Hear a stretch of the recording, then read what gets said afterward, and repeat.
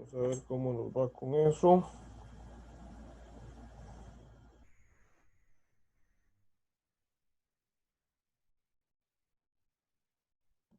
Aquí tengo una línea.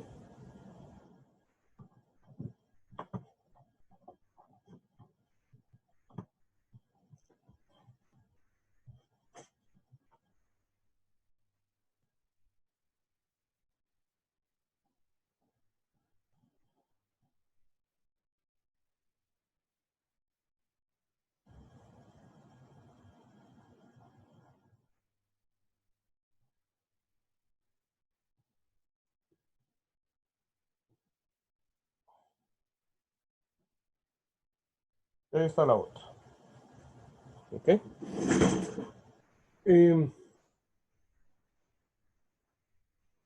Eso es, vamos a ver, esto es una viga entonces. Esta es la longitud de la viga que podría estar cargada por acá. Es una vista de perfil. Voy a retirarlo un momento para hacer el dibujo.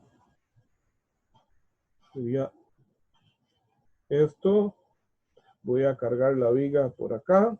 Una fuerza F. Supongan que está apoyada en los extremos. Y entonces esa viga va a sufrir una deformación visible así.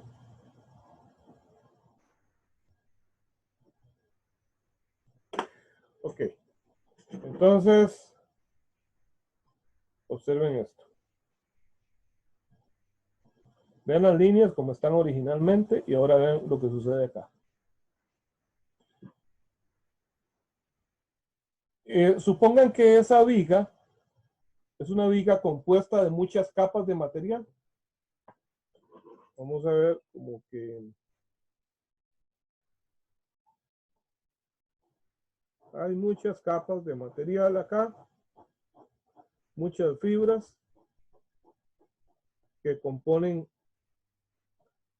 ese material, esa viga. Podría ser, por ejemplo, hecha de muchas láminas pegadas. Entonces, pero yo les voy a llamar fibras. ¿Ok? ¿Qué pasa con las fibras de abajo? Observen acá.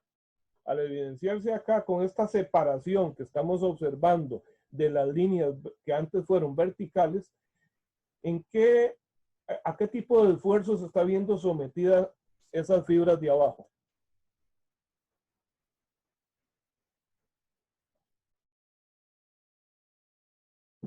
A ver, Marvin, ¿qué nos dice Marvin? ¿A qué tipo de esfuerzo cree usted que se vea sometida a esas fibras de abajo? ¿Qué está sucediendo con esa lámina o esas fibras de abajo a abajo? Las de abajo abajo, si no me equivoco, las que están en tensión, pero las de arriba, donde se Ok, aplica la están en fuerza, tensión, esas están fibras en de abajo a presión. abajo se estiraron, ¿verdad? Se estiraron. Quiere decir que se sometieron a tensión. ¿Y qué pasó con las fibras de arriba? Se estiraron también, Las está presionando, las está comprimiendo. se comprimieron, ¿verdad? ¿Y cómo se llama ese tipo de esfuerzo que pone a un elemento en tensión o en compresión? ¿Cómo se llama ese tipo de esfuerzo?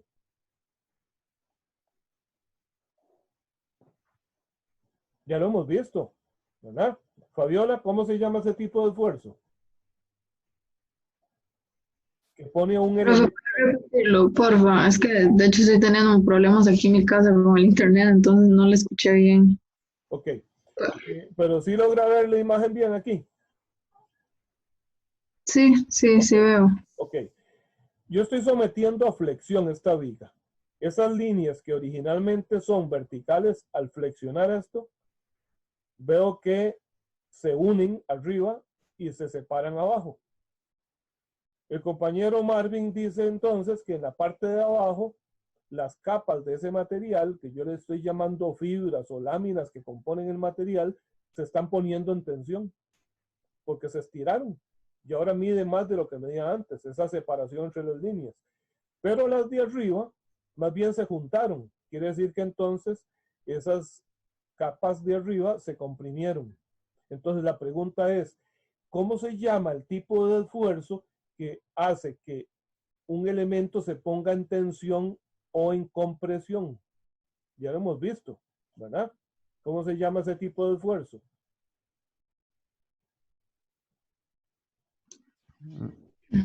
Normal. Esfuerzo normal, exactamente, esfuerzo normal.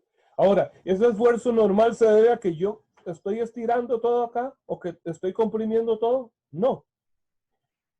Si fuese así, este que estoy haciendo en este momento sería esfuerzo normal. ¿Por qué cosa? Por fuerzas normales o axiales, ¿verdad? En compresión o en tensión, ¿verdad? Pero ahora aquí tengo esfuerzo normal por flexión. ¿Estamos de acuerdo? Entonces vean que aparece una nueva forma de generar esfuerzos normales, pero es por flexión.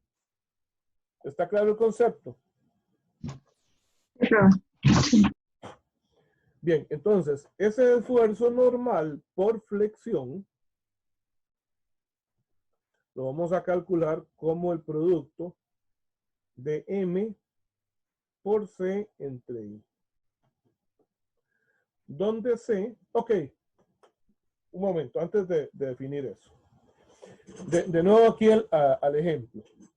Las fibras de arriba se comprimieron, las de abajo se estiraron, pero resulta que si yo midiera la separación entre esas líneas, resulta que en algún lugar, voy a tratar de sostenerlo con una mano, aquí está, en algún lugar, en esta altura, la separación entre esas dos líneas se mantiene. Se mantiene. Y resulta que si la figura es simétrica, eso se da a la mitad de la altura. Si yo trazo aquí, mido esto, resulta que al centro, la longitud o la separación entre estas dos líneas es la misma. De ahí hacia abajo empieza a disminuir, hacia arriba empieza a disminuir y de ahí hacia abajo empieza a aumentar. ¿Ok? Entonces, esa línea a lo largo de la cual no se da ninguna deformación se llama línea neutra. Sin embargo, como esto es un objeto tridimensional, ¿ok? Entonces realmente es un plano, ¿ok? Un plano neutro. De modo que entonces el plano neutro para una figura totalmente simétrica va a estar a la mitad de su altura. Esto se dice plano neutro. Si la flexión es como la que estoy poniendo acá, entonces del plano neutro hacia arriba tengo compresión, del plano neutro hacia abajo tengo tensión. ¿Ok? Entonces, C es una distancia medida desde el plano neutro hasta la profundidad del punto en donde yo quiero calcular el esfuerzo. También, como en el caso de la torsión, es una variable. O sea que yo, si quisiera hacer una gráfica, voy a hacer esto un poquito más alto.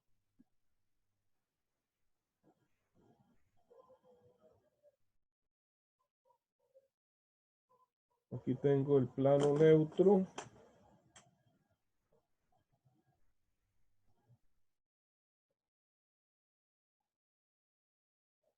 En el eje vertical voy a medir el esfuerzo normal. El momento, ok, si yo aplico un momento que no va a variar, un momento constante, y si el momento de inercia es una constante también, entonces, igual que en el caso de la torsión, esto es una ecuación de primer grado. Y C, perdón, lo hice al revés. Esto, aquí voy a graficar el esfuerzo y C lo voy a medir aquí en el eje vertical. ¿Ok? Entonces, una constante multiplicada por C me da la magnitud del esfuerzo. Entonces, en este punto, acá, C vale 0. Esto es una ecuación de primer grado, entonces se mueve así. Quiere decir entonces que el valor máximo, esto va a ser así, esto va a ser el esfuerzo máximo. ¿Está claro? De tensión. Ok, pero de aquí para abajo, perdón, de compresión. Compresión. Esfuerzo máximo de compresión. Y de aquí para abajo es tensión. ¿Verdad? Por ser compresión, recordemos que el signo que le poníamos al esfuerzo era negativo. Entonces, para que esto me coincida con esos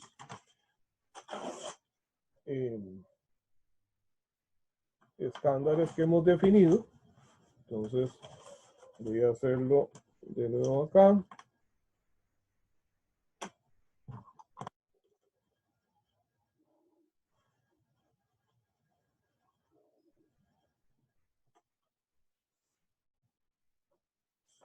Esta es la viga. Un eje vertical y uno horizontal. En el eje horizontal vamos a definir la magnitud del esfuerzo. En el eje vertical vamos a medir C. Entonces, como la parte de arriba está en compresión, por la forma en que se aplicó la fuerza, entonces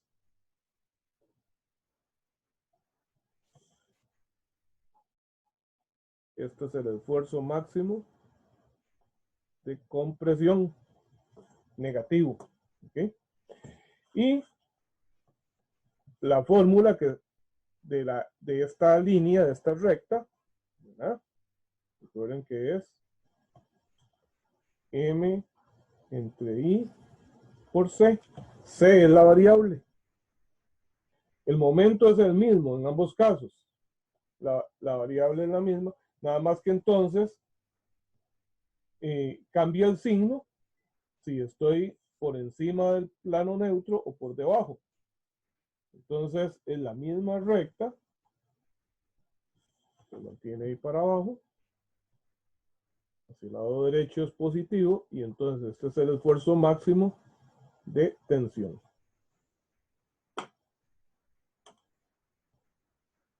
Ok, aquí negativo y ahí positivo. ¿Está claro? ¿Alguna pregunta?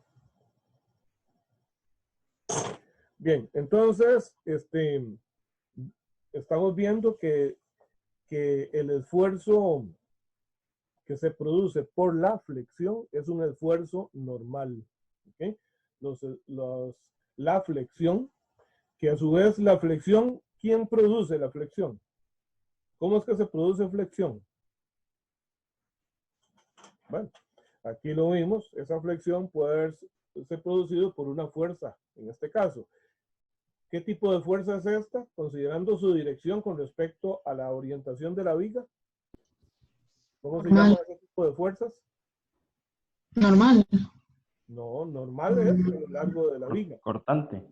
Es una fuerza cortante, ¿verdad? Entonces, recordemos, la fuerza cortante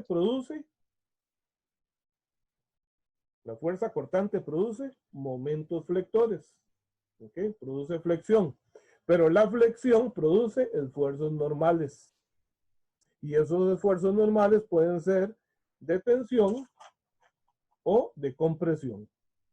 Si aquí la fuerza fuese hacia arriba, pues entonces cambia, la deformación va a ser hacia arriba y entonces más bien van a ser las fibras de arriba las que están en tensión y las de abajo en compresión. Ok.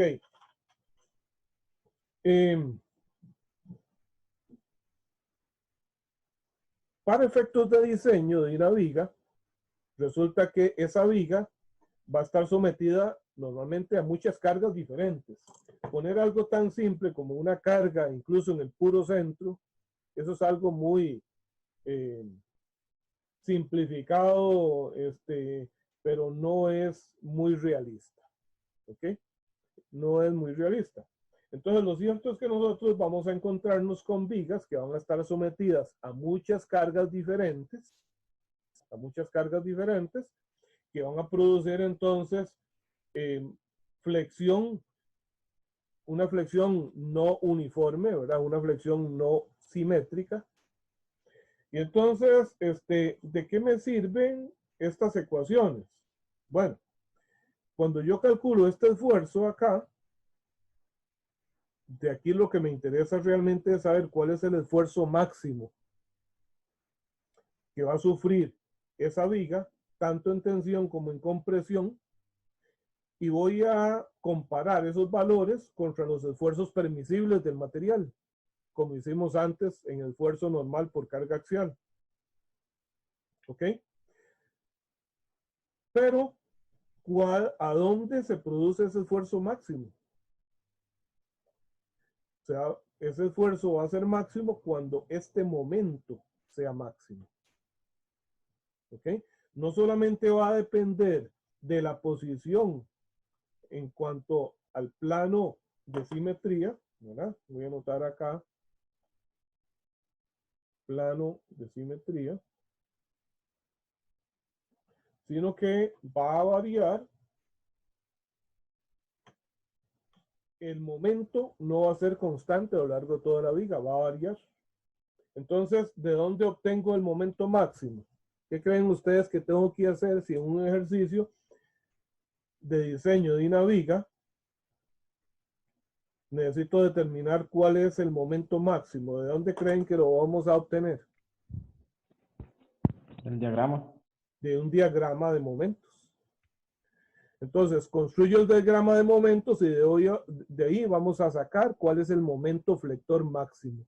Y ese es el que voy a utilizar en esta ecuación. Y al analizar la geometría de la viga, pues entonces voy a determinar si estos dos son iguales, si el máximo en compresión o en tensión, o si son diferentes. ¿De qué depende eso? Bueno, es que no les he dicho nada acerca de este momento de inercia. Este momento de inercia es alrededor del eje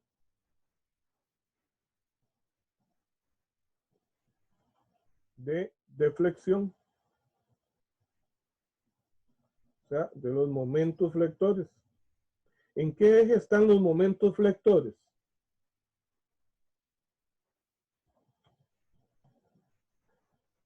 Para esta viga, okay, voy a ponerle un poco más de información, ¿verdad? Esa viga que está apoyada en sus extremos, a la cual se le aplicó una carga.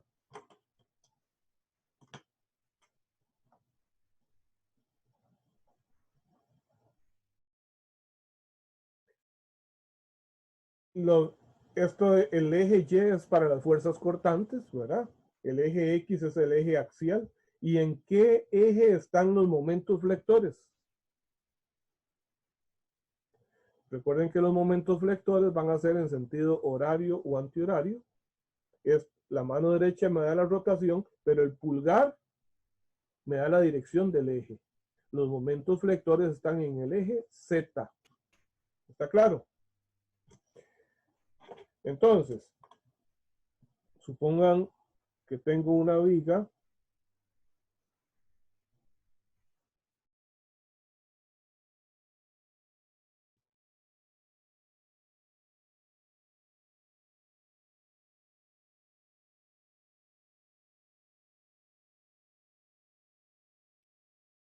cuya sección transversal no es totalmente simétrica. Ok, es así.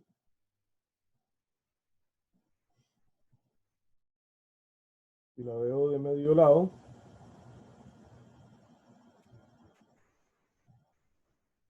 está así. Voy a ponerle ejes a esto. X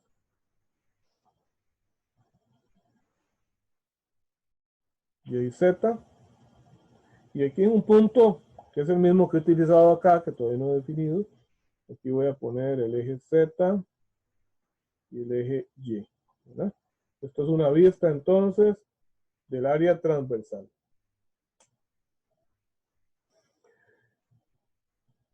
En este caso, esta figura del área transversal no es simétrica. ¿Qué quiere decir que no sea simétrica? Bueno, no es simétrica con respecto al eje Z.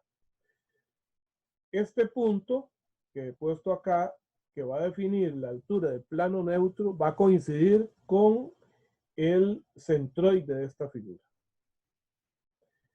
Si esto mide, por ejemplo, 20 centímetros, este punto estará a 10 de altura. El centroide de esta figura estará a 10 de altura, de abajo hacia arriba. Leonard.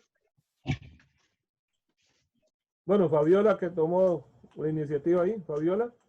Oh, profe, es que no lo entendí. Todo mide 10 centímetros, 20, perdón, de altura. Suponiendo que todo mide 20 centímetros, digamos.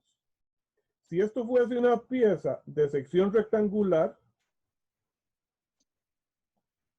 si el área transversal fuese de sección rectangular y mide 20 centímetros, sabemos que el centroide está a 10. ¿Estamos de acuerdo? Sí. Pero ahora que no es simétrica, si siempre todo mide 20,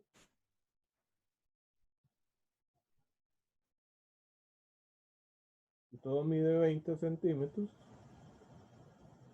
este punto estará a 10, de arriba hacia abajo, de abajo para arriba. Ya no estará a la mitad de la altura. ¿Por qué? Porque hay mayor concentración de área arriba que abajo.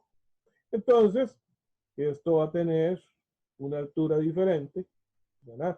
A esta le vamos a llamar llevar. Este punto es el centroide y por ahí pasa el plano neutro. Entonces, la distancia que hay de este punto al extremo superior es menor que la distancia que hay de este punto al extremo inferior. Entonces, cuando yo calcule el esfuerzo máximo en compresión y en tensión mediante esta fórmula, esta distancia C va a ser diferente para tensión que para compresión, de modo que la magnitud del esfuerzo máximo en compresión y en tensión van a ser diferentes. ¿Me explico?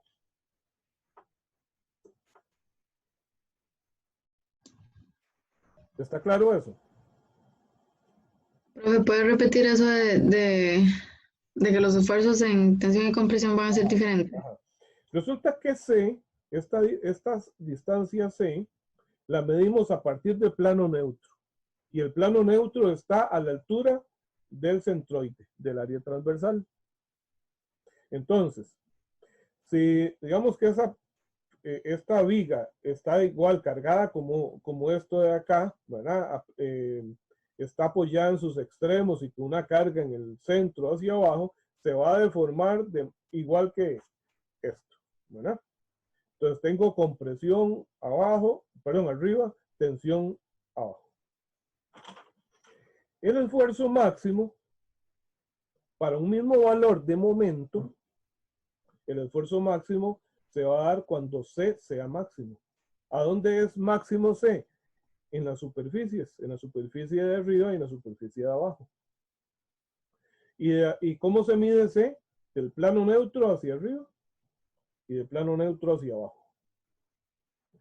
Si la figura es simétrica, como esta, ambas distancias del plano neutro hacia arriba y hacia abajo valen igual. Entonces la magnitud de este esfuerzo máximo en compresión y en tensión van a ser iguales. Pero si la figura no es simétrica, como es este caso, esta distancia de aquí a acá es menor que de aquí a acá. Entonces el esfuerzo máximo aquí me va a dar menor que el esfuerzo máximo acá. ¿Ahora sí? Ok, sí, profe, gracias. Ok, vamos a hacer un ejercicio para poner eso en práctica. Primero vamos a hacer uno con una área simétrica. Vamos a hacer el ejercicio 4.3. Esto que vemos en el ejercicio 4.3 es algo que en la vida real se conoce como perfiles, se conoce como perfiles estructurales. Esto que vemos es el área transversal de un perfil estructural. O sea que esto, no voy a hacer un dibujo muy complicado para no quitarme demasiado tiempo, pero eso es un perfil así.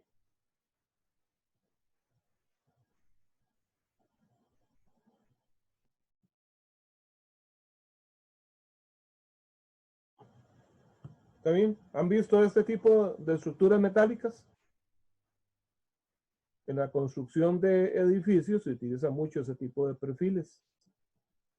Se llaman perfiles estructurales. Generalmente son hechos de acero, aunque hay también de aluminio. Para construcción de edificios se utilizan de acero. Bueno, este perfil estructural se llama perfil de ala ancha. En el perfil, en la geometría del perfil, se dice que esta línea central es el alma del perfil, y esto se llaman las alas. ¿Ok? Aquí se puede ver en 3 dimensiones con mayor facilidad. Entonces, estos son las alas.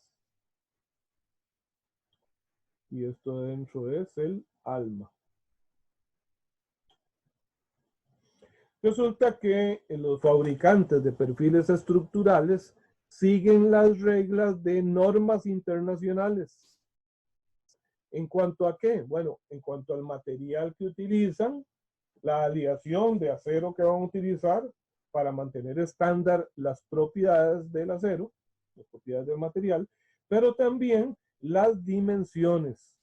Entonces ya existen un montón de medidas estándar de los perfiles estructurales, y la ventaja con eso es que entonces hay muchos cálculos que los podemos evitar porque ya los fabricantes tienen eso. Esto es el apéndice C del libro. Y el apéndice C del libro, aquí está entonces perfiles tipo W. W es el perfil de ala ancha. W viene de la palabra wide, de ancho en inglés. Y entonces la forma de identificarlos dice W310 por 143, por ejemplo.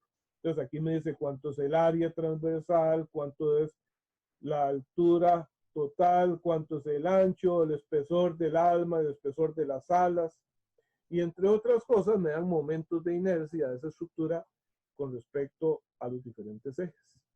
¿Ok? Bueno, esos son entonces perfiles estructurales. No solamente hay de ala ancha.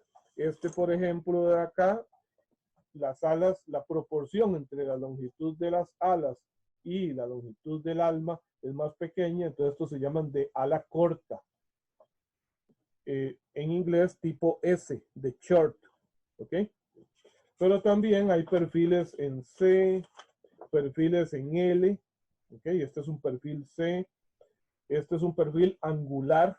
Esto que le dicen en L es perfil angular, se llama. ¿Ok? Bueno, entonces, ahora sí, regresando al problema, dice, utilizando un esfuerzo permisible de 150 megapascales, aquí yo,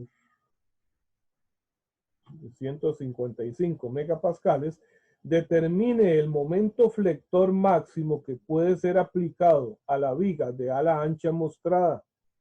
Desprecie el efecto de los filetes. Bueno, es que en este caso resulta que este perfil no es un perfil estándar cuyas dimensiones podemos sacar de las tablas, sino que es un perfil fabricado de algún material que de hecho no nos están diciendo. Y yo podría fabricar, por ejemplo, un perfil de este tipo en madera o en cualquier otro material que yo quisiera. No es lo más adecuado porque al final de cuentas generalmente sale más caro construir uno el perfil que comprarlo hecho. Imagínense que si esto fuese metálico, utilizaría láminas para fabricar ese perfil. Primero tengo que comprar láminas de ciertas dimensiones ya estándar. O sea, tengo limitaciones importantes en cuanto a la longitud. Y después tengo que cortar esas láminas y luego soldarlas. Y eso lleva una gran cantidad de trabajo. Pero bien, no viene al caso en este momento. Están dando un perfil, pero que no es un perfil estándar. Y entonces resulta que la geometría de él es que acá hay pequeñas curvitas. Estos se llaman filetes. ¿Ok? Pequeñas curvas. Para calcular el momento flector máximo, bueno, vamos a hacer uso de la ecuación de esfuerzo normal por flexión, que dice que es M por C entre I. Este momento de inercia es del área transversal, que es lo que aquí vemos. ¿Alrededor de qué eje? Alrededor del eje donde está el momento, que es lo que aquí coincide con eje X. Aquí le llamaron eje X a ese. Bueno, entonces vamos a ver, para ubicarnos en el mismo dibujo que les hice originalmente, aquí tendría el eje Y, el eje X saldría hacia allá y el eje Z para acá. ¿Estamos de acuerdo? Para que me coincida con esto. De manera que el área transversal está en el plano XY. Ok, entonces lo cierto es que de esta fórmula me están dando cuál es el esfuerzo permisible. Entonces, si esto lo igualo al esfuerzo permisible, de aquí puedo despejar el momento. Entonces, quiere decir que ese momento para el cual la viga va a alcanzar el esfuerzo permisible, pues no va a ser otro que el esfuerzo máximo. Va a ser el esfuerzo permisible por el momento de inercia del área transversal alrededor del eje X, ¿verdad? Que es donde está el momento. Ve que aquí nos ponen un momento, el sentido de giro, ¿verdad? Ven que esta flecha da el sentido de giro y esto es el vector momento que está en el eje X. ¿Okay? Esto es entre C. ¿Ok? Entonces necesito calcular el momento de inercia de esta figura. Entonces, para calcular el momento de inercia de esa figura, que es una figura compuesta, pues entonces tengo que observar que esa figura podría ser la suma de 1, 2, 3 áreas rectangulares. Pero no son rectángulos perfectos porque hay unas pequeñas curvitas ahí. Eso se llaman filetes. Entonces aquí nos están diciendo que desprecie el efecto de los filetes. ¿Qué quiere decir? Pues que entonces que vamos a asumir que son rectángulos perfectos. En todo caso, esas geometrías son tan pequeñas que no van a producir mayor diferencia. ¿Está claro usted qué tenemos que hacer?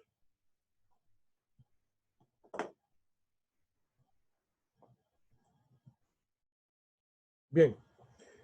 Entonces, lo primero es calcular el momento del área transversal.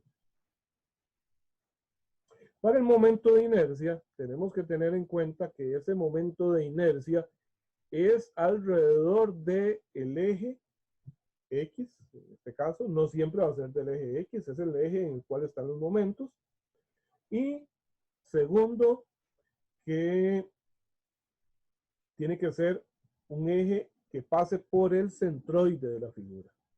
Esta sección transversal es simétrica, de manera que no es necesario calcular la ubicación del centroide. Ya podemos asegurar que está a la mitad de la altura el centroide.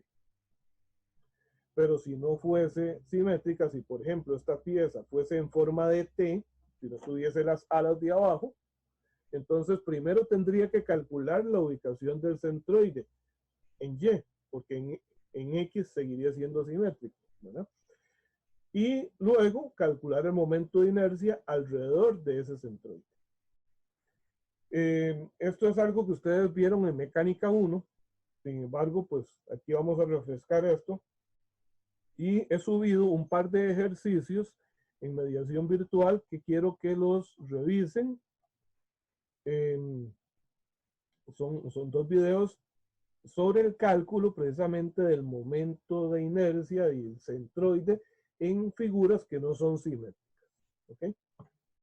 Bueno, entonces, ¿cómo descomponemos esa figura? Recordemos que el objetivo es para calcular el momento de inercia. ¿Recuerdan cómo se calcula el momento de inercia de una figura compuesta?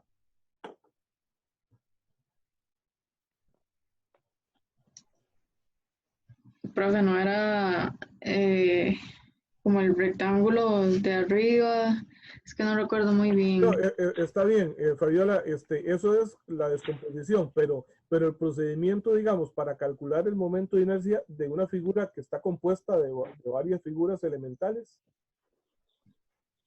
¿cómo sería? ¿Qué recuerda de eso? Y había que sacar el de todas las partes, Ajá. pero Saco los momentos de inercia de las partes individuales y luego, ¿qué hago con esos? se suman. Se suman. Ok, Bueno, se suman, pero resulta que, vamos a ver, si ustedes buscan una tabla para momentos de inercia, me encuentro un área rectangular.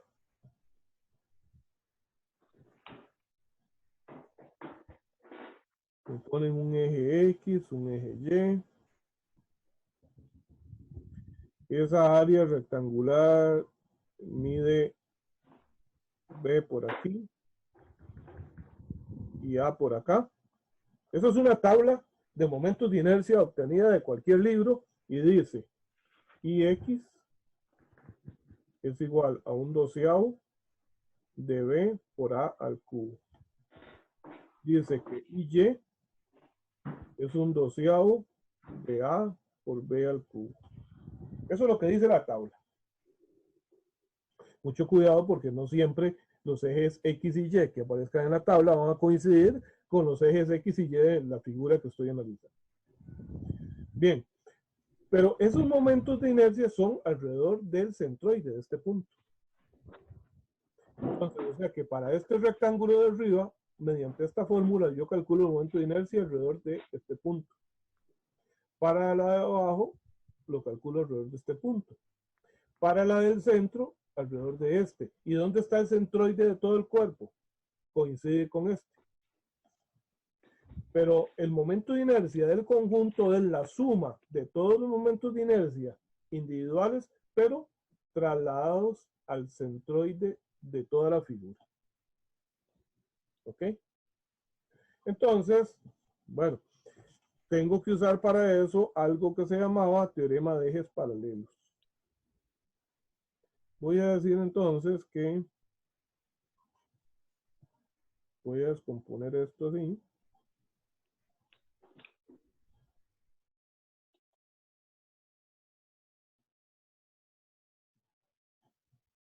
¿Ok? Esto va a ser la figura 1, 2 y 3. Voy a ubicar los centroides de cada uno. Vamos a poner las dimensiones. Esto mide 200 milímetros, 0.2 metros.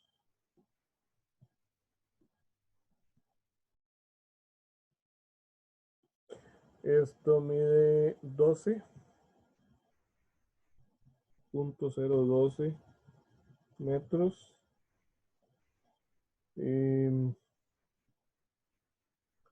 El espesor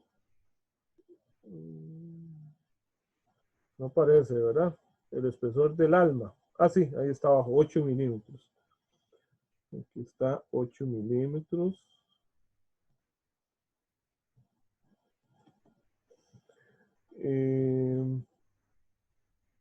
Vamos a ver la altura total, la altura hasta el centro aquí, de aquí a acá, es 110 milímetros, o sea, 0.11 metros. Y de ahí para arriba también.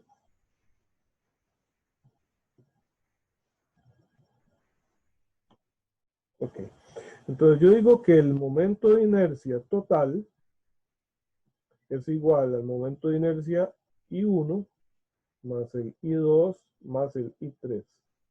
Pero todos esos momentos de inercia alrededor de este punto C.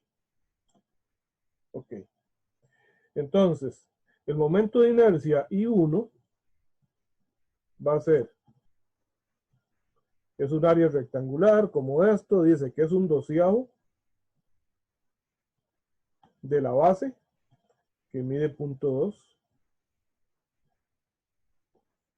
por la altura, que es 0.012 al cubo. ¿Por qué escogí este y no este? Porque es el IX, y el momento de inercia alrededor de este eje, que coincide con mi dibujo en X. Podría ser que en mi dibujo esto fuese el eje Z, ¿verdad? Pero siempre tengo que hacer el IX de acá. Ok. Ok. Ese momento de inercia es alrededor de este punto. Y ahora tengo que decir más el área de esto. Esa área es 0.2 por 0.012.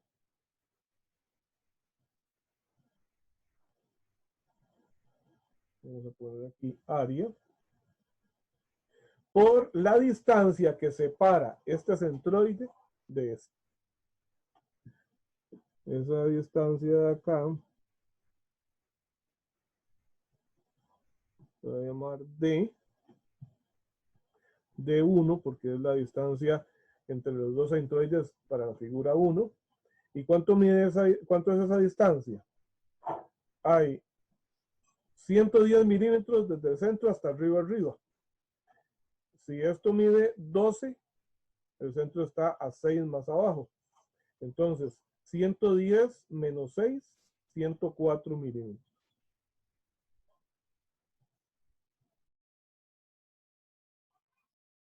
Por 0.104 al cuadrado. ¿Ok? Por D1 al cuadrado. Eso es el teorema de ejes paralelos.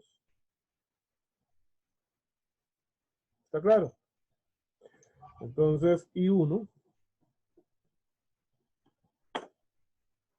Si alguien me puede ir ayudando con los cálculos, les sería, vamos a ver, 0.012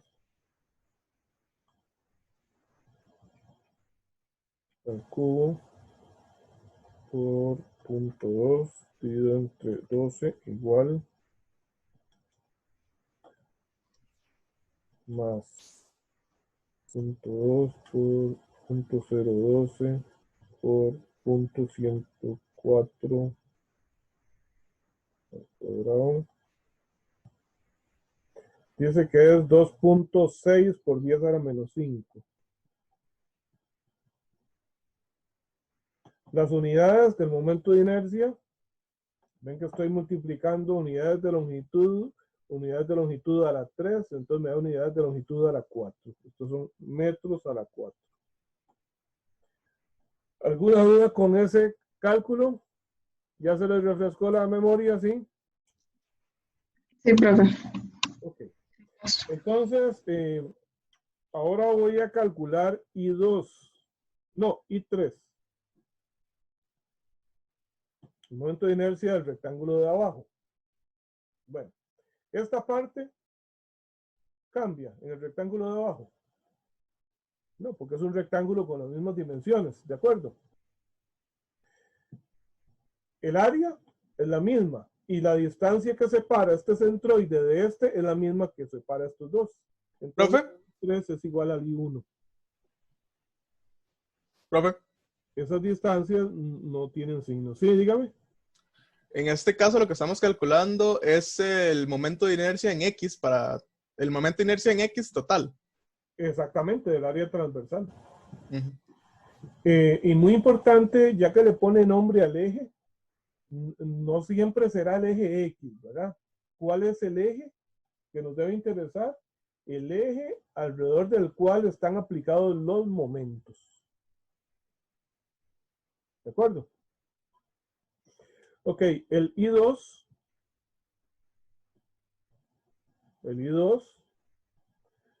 dice que es un doceavo de la base de ese rectángulo, que es 8 milímetros, .008 por la altura. ¿Cuánto es la altura? Todo mide 220, pero lo tengo que restar 12 y 12, 24. 220 menos 24 me da 196. 0.196 al cubo. Y tengo que trasladarlo, tengo que aplicar ejes paralelos para este rectángulo.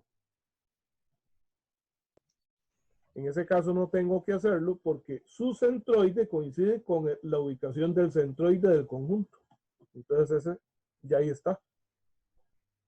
Entonces el I2 dice que .008 dividido entre 12 por .196 ¿Profe? para 3, ¿sí? 5.02 por 10 a la menos 6. Gracias. 5.02 por 10 a la menos 6 metros a la 4. Entonces ahora sí el I total va a ser 2 veces 2.6 por 10 a la menos 5 más 5.02 por 10 a la menos 6. Y eso da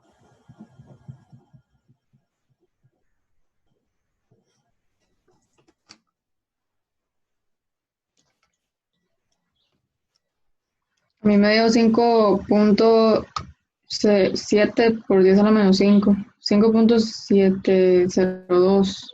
702. está bien, 5.7 por 10 a la menos 5 metros a la 4. ¿Ok? Entonces, regresamos a esta fórmula. ¿Ok? Regresamos a esta fórmula. El momento máximo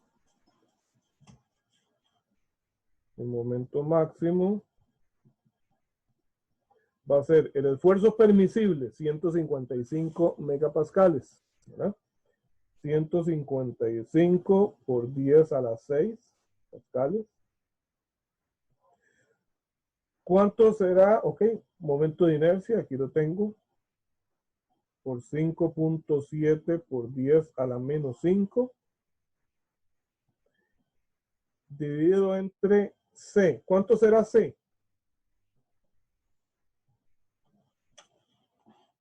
¿Cuánto será C? Es el C máximo. ¿Pero qué era C? La distancia medida desde el plano neutro, que en ese caso el plano neutro estaría a esta altura, hasta las superficies de arriba y de abajo. En este caso, por la simetría, C para arriba y C para abajo valen lo mismo.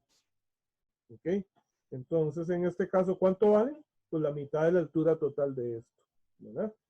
C sería, voy a ponerlo aquí, 110 milímetros. .110. Si el centroide quedara un poco más arriba de la mitad de la altura, entonces el C máximo sería del centroide para abajo, ¿verdad? En ese caso no me están pidiendo si en tensión o en compresión, máximo en general. ¿Ok? ¿Cuánto les da eso?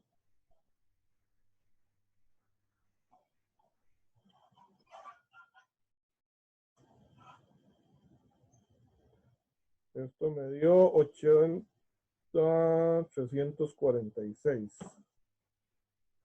80.346 Newton metro.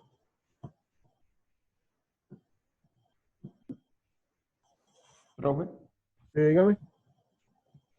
algo así dijo usted como que no siempre iba a ser como en el eje XY, sino como donde estaba aplicado el momento Sí, o algo es que así. ¿Podría explicar eso o no?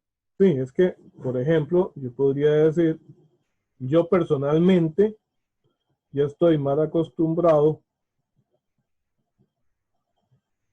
a que siempre ubico mis ejes así, X, Y y Z. ¿Ok? Resulta que si esto es una viga,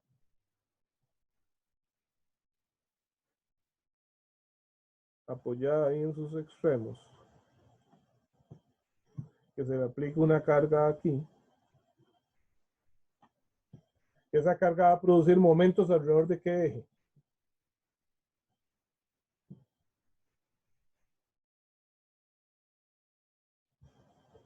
¿Alrededor de qué eje van a ser los momentos que produce esa carga?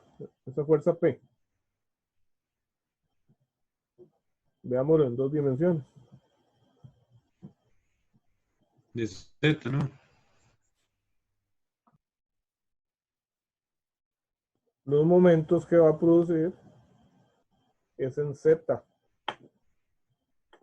¿Estamos de acuerdo? Así fueron todos los ejercicios que ustedes resolvieron en mecánica 1. ¿Verdad? Sistemas en dos dimensiones, las cargas están en el eje Y y entonces los momentos son en Z. ¿Verdad? ¿Por qué? Porque esto se va a deformar así. Es el equivalente a aplicar momentos así. Esos momentos son en el eje Z. ¿Ok? Sin importar en el sentido, están en Z. Entonces, para este caso, el momento de inercia de esta área transversal, esa área transversal yo la vería así, con un eje Y para acá y un eje Z para acá. Los momentos son aquí, ¿verdad? En el eje Z, positivo o negativo, no importa el sentido que haya puesto acá. Entonces, el momento de inercia que necesito acá, para esta fórmula, se dice M por C entre I. Aquí es el IZ. ¿Ok? Entonces, usted se va a una tabla de momentos de inercia y busca una figura igual a esta. ¿Esta figura qué forma tiene? Un rectángulo. Entonces usted busca un área rectangular, y busca el momento de inercia, pero resulta que se encuentra con esto. No le aparece el eje Z acá. Entonces, pregunta, ¿es importante el nombre del eje? ¿Es importante que esto se llame X y este se llame Y? No, los nombres son imaginarios, nosotros se los ponemos. Usted podría ponerle el eje José. ¿Ok? El eje Fabiola. No importa cómo se llame. ¿Qué es lo importante? Que usted tiene que decir, bueno, de esta tabla yo tengo que buscar el momento de inercia alrededor de este eje, porque es lo que coincide conmigo acá. Entonces, lo que en mi figura se llama eje Z, es lo que en la tabla corresponde a eje X. ¿Está bien? Sí. Sí, nunca busquen, nunca esperen que todo se va a encontrar con los nombres que ustedes les pongan o que le pongan en un problema, ¿verdad? ¿Alguna duda con ese ejercicio? Profe, ¿hay alguna forma de que el área transversal, o sea, otro ejercicio en el que se tomara el área transversal, pero ya sería de YZ? Que se tomara el área transversal de dónde, perdón, del De, plano YZ. de YZ, nada más una duda que tengo. Bueno, en este caso es el plano YZ, ¿verdad? Efectivamente, el área transversal está en el plano YZ en este caso. Entonces, los momentos de inercia van a ser en ese plano, ya sea respecto al eje Z o respecto al eje Y. Aquí, por ejemplo, podría ser que yo aplique una fuerza acá, en Z, y una fuerza en Z haría que esto se deforme más bien como así, hacia atrás, ¿verdad? en cuyo caso el momento es alrededor del eje Y. No, Entonces, digamos, lo que traté de preguntar, bueno, con respecto a este ejercicio, es que si hay alguna forma de que esté esa fuerza donde yo tome el área transversal, entonces de X, Y. ok, en este mismo ejercicio, pero que fuese O sea, en, el área larga. ajá, No sé. eh, de ahí tendría que ser porque hay un momento perpendicular a eso. Déjeme ver, como un momento en este caso,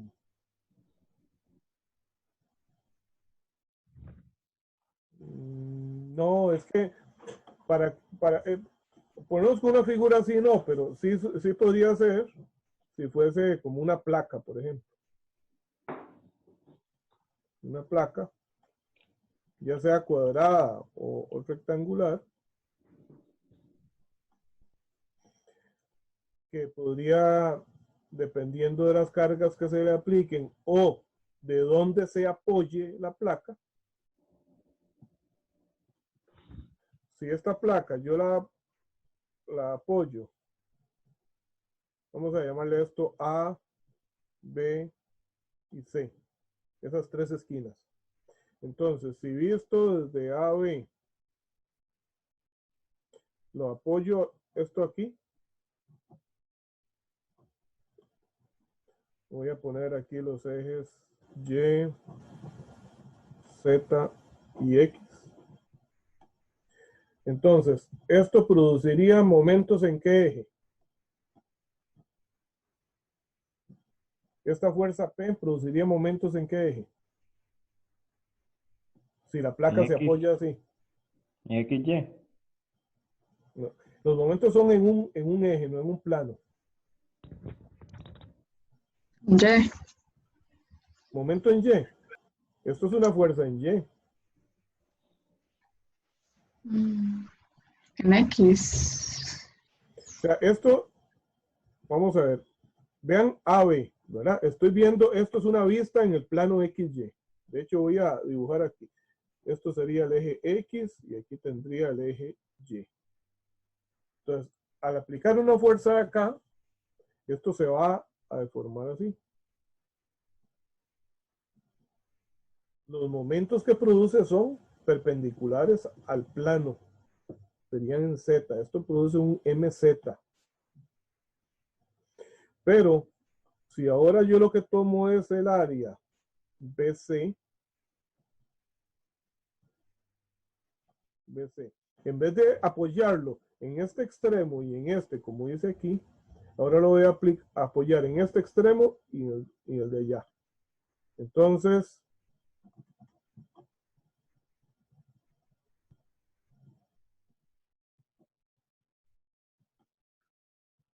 siempre está la carga ahí. Aquí los ejes son Y y Z. Entonces, el momento en qué eje, el momento flector en qué eje va a estar. En X. En X. Exactamente. Perpendicular a este plano. Siempre el momento flector va a estar en el plano perpendicular, en el eje perpendicular al plano. Entonces estoy en el eje YZ, el eje perpendicular al plano YZ es el eje X. Los momentos van a estar en X. Entonces, para este caso, ocuparía el momento de inercia en Z de esa área. Y en este caso, ocuparía el momento de inercia en X. ¿Está bien? En cada ejercicio ahí vamos viendo. Vamos a hacer uno, precisamente que no es simétrico. Ah, bueno, vean. Hice esto de una manera y lo pude haber hecho más sencillo. Pero lo hice así para recordarles a ustedes el procedimiento del cálculo del momento de inercia de esa manera. Pero ese momento de inercia se podía calcular de una manera más sencilla. ¿Cuál es? Diciendo que esto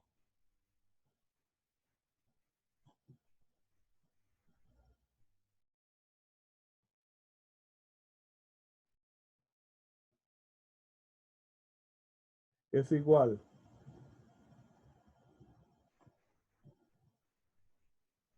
a esto menos eso menos esto. ¿Qué son estos dos rectángulos? Estas áreas de aquí. ¿No ven? ¿Qué ventaja tiene hacerlo así? ¿Qué ventaja tiene hacerlo así? Que el centroide de este rectángulo grande está aquí.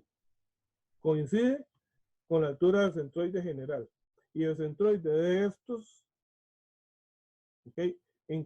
Está a esa misma altura. Entonces, ninguno tengo que trasladarlo. Veamos. Este mediría, vamos a ver, 200 por 220. Punto 2.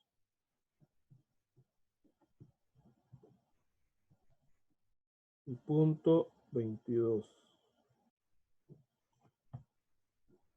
Y estos miden, vamos a ver, 200 menos 8, 192 entre 2, 96. Punto 096. Revisen y la altura va a ser 220 menos 12 menos 24, 196. 0.196. A esto le llamo 1, 2 y 3. Pero el 2 y el 3 son iguales. Entonces digo que el I total es igual al I1 menos 2 veces el I2. El I1 es un doceavo de la base, que es 0.2 por la altura 0.22 al cubo. Y el otro es un doceavo de la base, que es 0.096 por su altura 0.196 al cubo. Veamos cuánto da eso.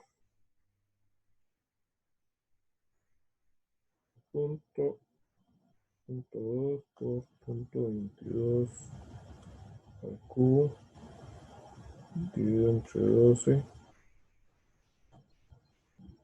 menos 2 por 0.096. 5.7 por 10 a la menos 5 me dio a mí. Ok.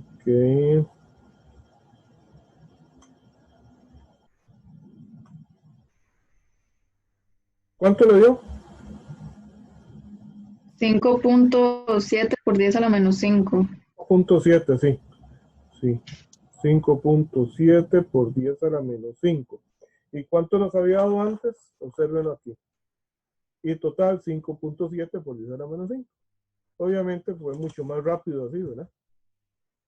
Son mañas ahí que uno va sacando conforme va dominando el tema. ¿Okay? Les recomiendo fuertemente que revisen esos dos ejercicios, esos dos videos que les puse, que implican cálculo de momentos de inercia así en figuras no simétricas, figuras compuestas no simétricas.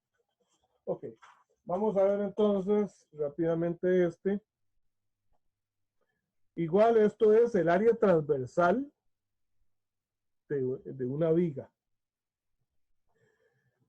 Dice, sabiendo que la viga cuya sección transversal se muestra en la figura está sometida a flexión alrededor del eje horizontal, que en este caso coincide con es el eje Z, con un momento flector de 6 kilonewton metro, entonces vamos a decir que hay un MZ de 6